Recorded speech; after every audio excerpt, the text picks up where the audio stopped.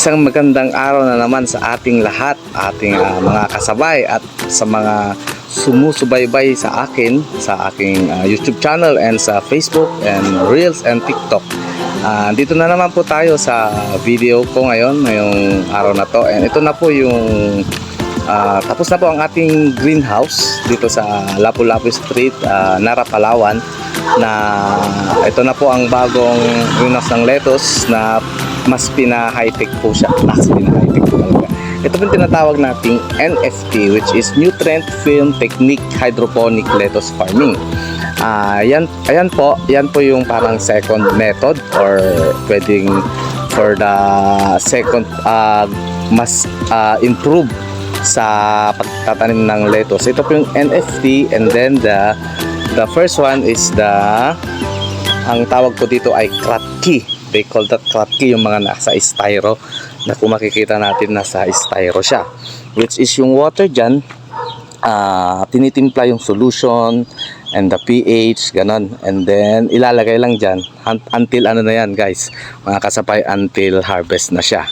And then so mainit kaya medyo nag-ano yung mga leaves natin. Ngayon ito po ang bago, yung NFT technique para sa lettuce farming. So pasok tayo mga kasabay sa bagong greenhouse. Ayan, bubungad po sa atin ang bagong tank. Ayan ako, papakita ko sa inyo kung paano ang takbo ng tubig. Ayun po yung pump nasa baba, and then ito, pag yung galing doon, lalabas lahat sila dito. Kung makikita nyo yung color black na yun color na yun, yan yung oxygen, which is they call that Venturi na pag may oxygen yung water, mas maganda yung ano niya sa mga lettuce natin kung much more oxygen na galing sa ginawa sa water natin na may solution. Ayan, yan tayo na una sa may, yan yung ano niya, origin niya, papunta yung lalabas ng tubig. Ngayon ito na po ulit, ulit ko po ulit, ito yung mga flexible pipe na dadaanan ng tubig na papunta sa ating mga lettuce. Ayan, maraming lettuce. Ito po close and open. Pag binuksan natin yan, mag-ano ang tubig niya. Mag-isa ko lang kasi. Ayan, may tubig na siya. So sara na natin kasi may nutrients yan.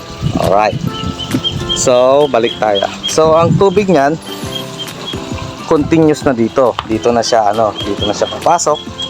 And then yan, lalabas na siya doon.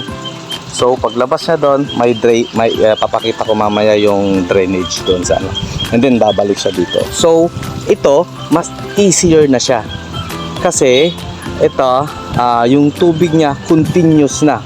Ang maintenance mo naman dito, syempre yung tubig natin is mag-evaporate. So ang maintenance dito, pwede i-check na naman natin yung water, kung konti na lang yung volume ng water, and then timpla tayo ng mga ilang litro ng tubig with solution, and then check natin yung pH nya, and then lagay na naman natin dito and continuous running pa rin. Hindi tulad ng kratki, yung kratki type na yon na pag yung unang timpla mo, pwede mong ilalagay, and then pag naubos yung tubig, check mo na naman yung ano niya, and then isa-isa mo siyang lalagyan ulit ng mga solution, yung tubig na may solution. So yun is madami kang bubuksan, marami kang gagalawin doon pag ano. Ito diretso lang. Monitor mo lang yung tubig mo kung ano. Ayan, makita natin dire-diretso na yan. Yan, pag pumasok ng tubig diyan, pababa na doon sa drainage. And then pakita ko sa inyo mga kasabay yung drainage nito, para may idea po tayo. Ayan, kung makikita nyo po, may mga tubig doon, tutulo siya doon. Ayan, diretso po yan hanggang lalabas po siya. So sa mga siguro 2 weeks pa, ito ready na for market. So saktong-sakto to mga kasabay sa darating na Kapaskuhan. So sa lahat po ng nagsubaybay ng aking lettuce video, especially po sa mga taga rito sa Nara, Palawan, available po ang aming lettuce everyday. May available pa po sa may kratki namin, and then ito po by siguro mga second week to third week of this December. So pasyal lang po kayo dito sa Lapu-Lapu Street dito sa Poblacion Nara. And pwede naman po ninyong piliin yung gusto nyo ma-pick pag okay na po itong mga to.